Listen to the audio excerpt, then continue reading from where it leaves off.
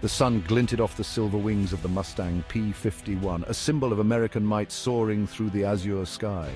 Below, the English Channel churned, a tapestry of whitecaps and deep blue. The Mustang's pilot, a young lieutenant with a shock of blonde hair, scanned the horizon. His wingman, a seasoned Spitfire pilot with the RAF, flew in tight formation, his aircraft a nimble counterpart to the Americans' raw power. They were on patrol, guardians against the sporadic but ever-present threat of Luftwaffe incursions.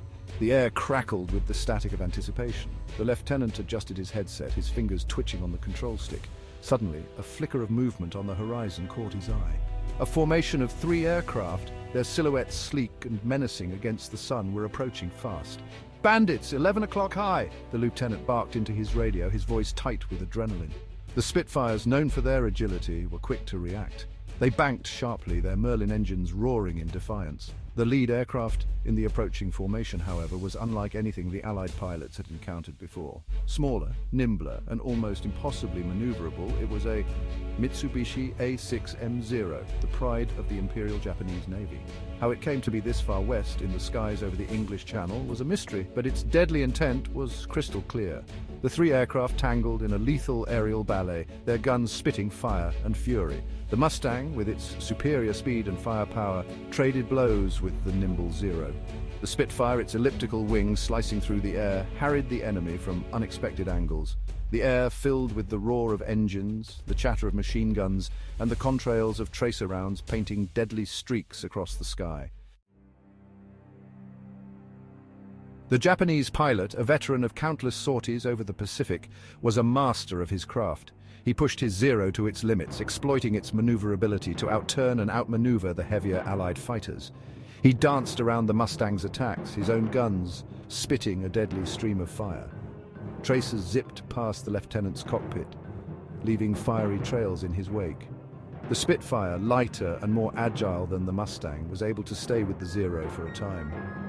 The British pilot, his face grim beneath his leather helmet, pulled his aircraft into a series of tight turns, trying to get a clear shot at the enemy. But the Zero seemed to anticipate his every move, twisting and turning like a hummingbird, its guns always finding a clear line of fire. Then, in a heartbeat, it was over. A well-aimed burst from the Zero caught the Spitfire's engine, sending a plume of black smoke trailing behind it. The British pilot, his aircraft mortally wounded, fought to maintain control. He managed to pull up out of a steep dive, but it was a losing battle. The Spitfire, its engine sputtering and dying, plunged towards the unforgiving waters below. The Zero, its victory short-lived, immediately turned its attention back to the American fighter. The lieutenant, his heart pounding in his chest, knew he was in deep trouble. He had witnessed the Zero's deadly accuracy firsthand, and he knew that his Mustang, for all its speed and firepower, was no match for the Japanese fighter's agility in a dogfight. The Zero, smaller and more lightly armed, had sustained damage of its own. The Americans' counterfire had crippled its landing gear, leaving it with only one wheel down. The Japanese pilot, low on fuel and with no hope of reaching friendly territory, knew that his options were limited. He scanned the horizon desperately, his heart sinking with every passing second. Then, through a break in the clouds, he saw it. An aircraft carrier, its flight deck bustling with activity, cut through the waves below. It was a risky gamble, attempting to land on a ship clearly marked with the enemy's colors. But it was his only chance. The Japanese pilot, his face pale with determination, pushed his Zero towards the carrier.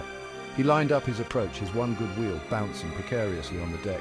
The landing hook, a last-ditch effort at survival, snagged the arresting wire with a bone-jarring thud. The Zero skidded across the deck, sparks showering as metal scraped against metal, finally coming to a halt just short of the edge. Sailors on the deck, initially stunned by the sight of an enemy aircraft landing on their ship, rushed towards the Zero. But as they drew closer, they saw the flames. The Zero's engine, damaged in the dogfight, had caught fire. The flames, fueled by spilled aviation fuel, licked hungrily at the aircraft's fuselage, threatening to engulf it entirely.